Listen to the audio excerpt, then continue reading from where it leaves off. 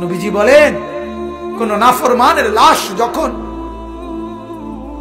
কাঁধের মধ্যে করে কবরস্থানের দিকে নিয়ে যায়, এই পরিমাণ চিৎকার করে, এই পরিমাণ চিৎকার করে নাফরমান বলে, আল্লাহর দোহাই তোমাদের, আমার লাশ ওই কবরস্থানে নিও না, আমারে কবরে রাইখো না।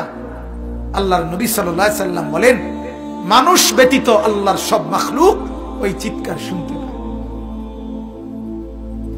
ওই চিৎকার শুনতে পায়। এই কবরে যাওয়ার আগে চিৎকার, লাশের চিৎকার।